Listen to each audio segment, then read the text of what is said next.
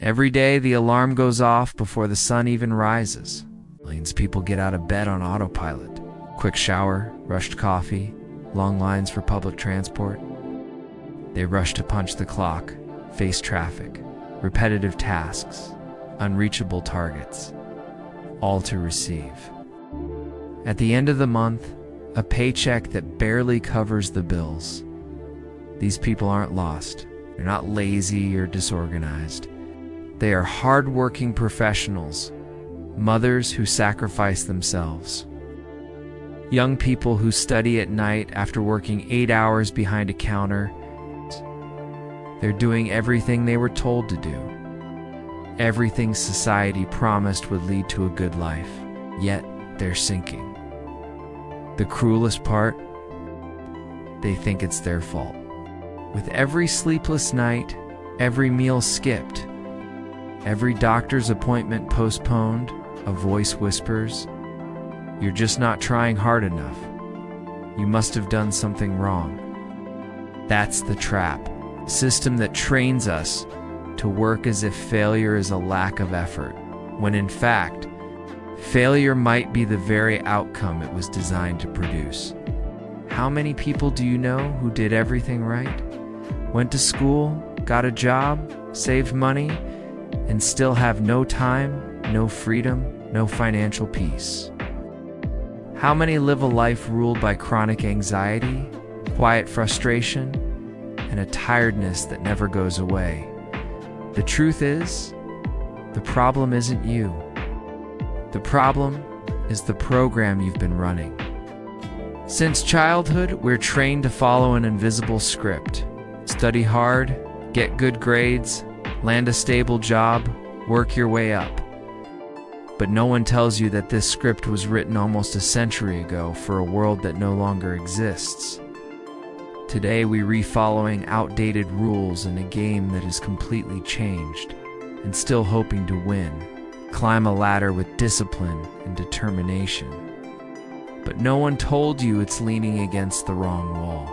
Meanwhile, a quiet elite profits from your effort, from your emotional instability, from your paycheck dependency, and most of all from your belief that it's all your fault.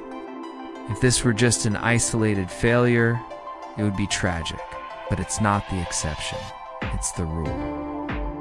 And when millions of people are stuck in the same reality, we're no longer talking about personal choices. We're talking about a system designed to make the masses fail, and to make that failure feel fair. Now take a deep breath and ask yourself, honestly, why is it that the harder I try, the less progress I seem to make? If you feel like you're sprinting on a treadmill that never stops, maybe this is the video you needed to see. Because what we're about to reveal isn't just about money. It's about conditioning, control, a silent revolt that's about to erupt. You're watching Cashfrenia. And it's time to expose what no one else dares to say. The failure of the majority is not an accident. It's by design. Have you ever stopped to wonder how it's possible that incredibly smart, dedicated, and resilient people remain stuck in a life of financial scarcity? Why is it that someone who works hard every single day still can't break even? Why is there always a new bill, a new emergency, a new reason why money never seems to last, no matter how hard they try? These questions don't have simple answers, but ignoring them is like trying to run with chains on your feet. Because behind the hectic routine and collective exhaustion, there's something much deeper and far more disturbing. The current system wasn't built to reward effort. It rewards obedience, conformity, consumption. Most of all, it depends on the majority staying stuck in scarcity to keep the machine running. From a young age, we're conditioned to think in straight lines. Work hard and you'll be rewarded. But that logic crashes into a harsh truth. The real world isn't meritocratic, strategic. People don't fail because they don't work hard enough. They fail because they've been trained to think like employees, while living in a system built by and for owners. And that conditioning starts early, at At school, at home, in the media, you're taught to wait for orders, to follow rules, to repeat patterns. But no one teaches you how money actually works. No one talks about compound interest, leverage, passive income, assets, or emotional financial intelligence. And here's the cruel irony. The moment you start questioning this system, the blame still falls on you. You just need to save more. Cut back on the little luxuries. You lack discipline. Picture a worker who wakes up before sunrise, spends hours in packed transport, pours their energy and talent into someone else's business, and still can breathe financially by the end of the month. Not because they're lazy, not because they're wasteful, but because, quietly and systematically, they've been programmed to fail. This isn't an isolated story. It's a silent epidemic affecting even the most driven people. And the cruelest part, no one warns you. It's quite the opposite. They keep telling you that if you just study, work hard, and follow the rules, it'll all work out. But they never mention that the game is rigged with invisible rules that keep you one step away from just enough and miles away from true freedom. While you kill yourself trying to pay the bills, the system whispers, "This is merit." But what no one says is that merit without opportunity becomes nothing but exhaustion. And here's where it gets darker: the mental programming. Since childhood, you've been bombarded with scarcity-based messages like, "Money doesn't grow on trees. Don't be greedy or you'll lose everything. Keep your head down. Your time will come." But what if that time never comes? The problem isn't just financial, it's psychological. You're taught to believe that effort always pays off, even when reality keeps proving otherwise. And when the numbers don't add up, the system doesn't take the blame. You do. You feel like a failure. It's like you're not enough. So you keep running, like a hamster on a wheel that never stops spinning. That is the cognitive dissonance we're going to explore today.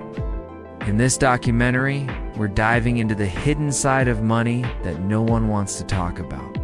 The reality that you can give everything you've got and still be conditioned to lose. We'll examine how society reinforces this programming, how the human brain reacts to an unfair game, and why so many smart, capable, hardworking people remain trapped in the illusion of progress. Get ready to challenge your beliefs, question the rules you were taught, and maybe for the first time, see the game for what it truly is. If you feel like you're always fighting, but never winning, maybe the problem isn't you. Maybe the problem is the system that trained you to fail. Liam grew up believing that the secret to success was simple. Study hard, work harder, and don't complain. His parents repeated it with conviction. You reap what you sow. It was the logic of effort, merit, and deserving. And Liam believed it. He was a dedicated student. Skipped parties to study. Turned down trips to save money. He got into a public university and soon landed an internship. It didn't pay much, but it promised a future. In his mind, that was the start of the climb. He was on the right track. As the years went by, Liam followed the invisible script of the hard-working middle class. He took courses, learned English, built a network, polished his LinkedIn profile. He got a better job, a higher salary, and finally felt like he was moving up in life. With his first raise, he rented a slightly bigger apartment. With the second, he upgraded his phone. He started going out more, trying new restaurants, paying for a gym membership. After all, he deserved it. He had worked for it. But with every achievement came new pressure. More bills, more responsibilities, more inner expectations. The quality of life he imagined always seemed just out of reach. The freedom he was chasing kept slipping further away. Still, Liam kept believing, because everything around him reinforced the idea that he was doing well. Coworkers praised his discipline. His family was proud. On Instagram, he posted smiles, fancy coffee, and little victories with the hashtag grateful. But deep down, something didn't feel right. His bank account didn't match the effort. The bills kept piling up. And time, that non-renewable resource, was always in short supply. Vacations, if they didn't disrupt work. Free time, maybe on Sundays, if he was lucky. Liam started realizing that no matter how fast he ran, he was always stuck in place. That feeling of progress was just an illusion. He had climbed the ladder, but it was leaning against the wrong wall. The cruelest part, Liam did everything right. He followed the plan, believed in the promises, paid the price, and still didn't find the freedom he was chasing. This is the trap of programmed ascension. It's a system that hands out small rewards. Promotions, status, validation, just enough to keep you moving, but never delivers the final prize. Peace, time, security. Because deep down, the game was never meant to set you free. It was built to keep you in motion, while someone else profits from your effort. Liam's story is not an exception. It's the silent reality of millions of workers who think they're winning until they realize they're just surviving. In the next chapter, we'll explore the moment when this illusion crashes into reality and how emotional and financial collapse begins, even when everything seems to be going right. Liam no longer knew whether he was climbing or just running in circles. To everyone around him, he was a success story. He had a stable job, an above-average salary, a paid-off apartment, and even a financial cushion. But inside, he felt like he was at his breaking point. Overtime had become the norm, not the exception. The pressure for results never stopped. And the fear of losing everything, once just a whisper, now screamed in his ears every single day. If he took a vacation, he'd fall behind on targets. He'd quit his job, he'd risk everything he had built. The money he saved no longer built freedom. It just patched up his exhaustion. Therapy sessions, medications, quick trips to temporarily relieve the stress. Liam wasn't living. He was numbing himself just enough to keep producing. He started to ask himself, how can I be doing everything right and still feel so trapped? The answer never changed. Or rather, it did come. But it was always the same. You just need to work harder. That's the cruel logic our society runs on.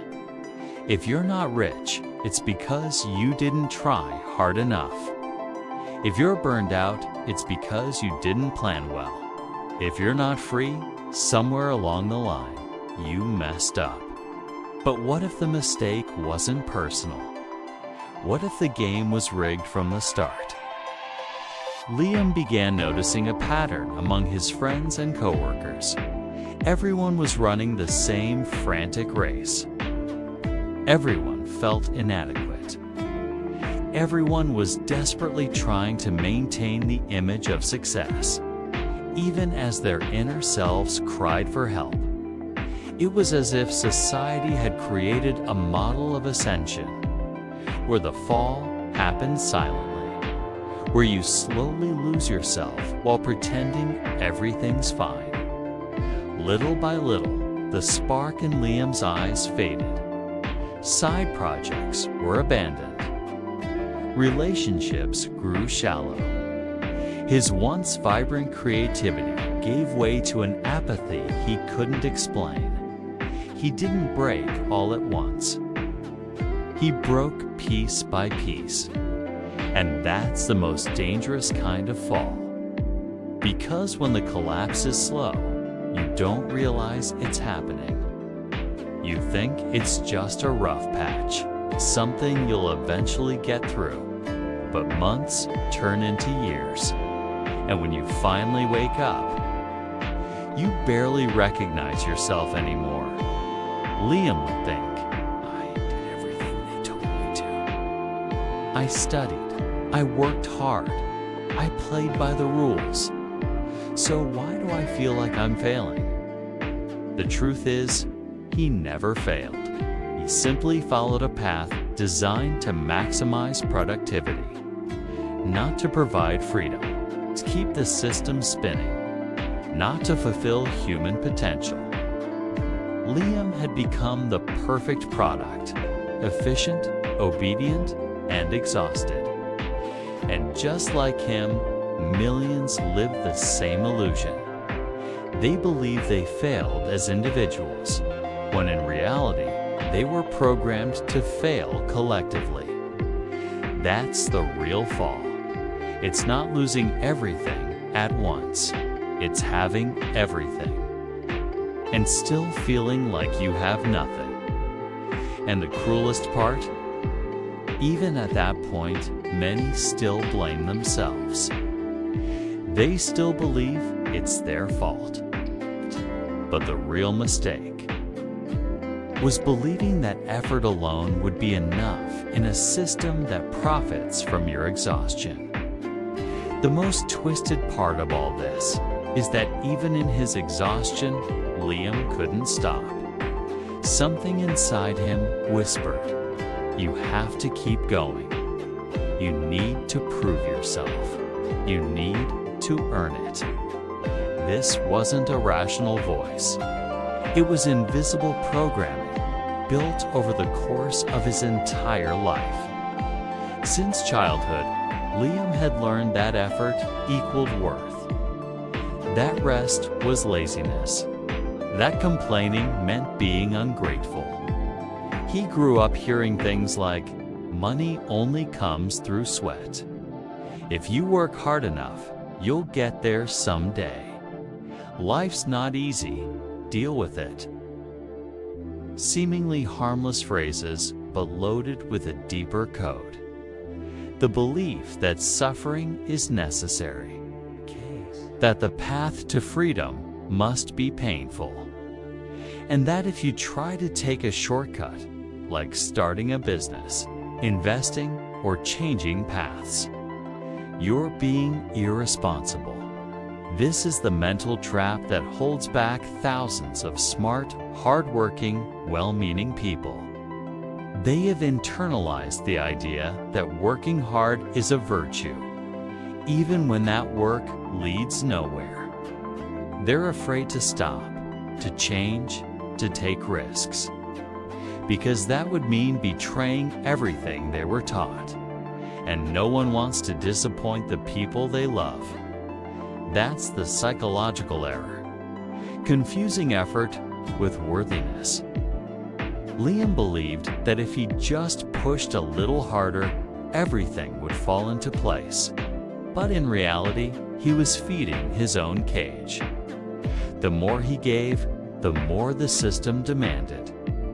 It's like running on a treadmill. You sweat, you struggle, you give your all, but you never actually move forward. The problem wasn't a lack of intelligence. It was too much conditioning. Liam's mind had been trained to obey, to never question, to believe that the painful path was the only honest one. And so, He rejected opportunities that could have set him free because they seemed too easy. He sabotaged promising investments because they didn't involve physical labor. And he punished himself for wanting more out of life, as if freedom were a sin. What he didn't realize was that none of this was his fault. It was the result of years of invisible programming, a script that turns human beings into useful but disposable parts, productive but replaceable, alive but not truly living. And until that programming is rewritten, Liam will keep believing that he is the problem, when in fact, the real error is the system that taught him to think that way. Liam is not an exception. He's the silent portrait of a crowd. Millions of people are trapped in this same cycle. They wake up early, rush through the day, do everything right, still live with the feeling that something is off, that it's never enough, that life keeps slipping through their fingers, never delivering what was promised. But now, maybe you're starting to see the pattern. You're realizing that it's not about lack of effort or lack of intelligence. It's about the invisible programming that shaped how you think, feel, and act around money. And the good news is, programming can be rewritten. But that takes courage. The courage to pause and question everything you were taught. The courage to admit that working hard isn't enough. You need to work smart. The courage to take control of your own mind instead of following commands you didn't even know you were obeying. The first key is awareness. The more you understand the patterns, the more freedom you have to break them. The more you allow yourself to rewrite your story, the easier it becomes to build a new path. Without guilt, without fear, without self-sabotage. Because real success isn't just about making more money. It's about earning with freedom, with clarity, and with mental health intact. Liam began to change when he realized this, stopped romanticizing blind effort.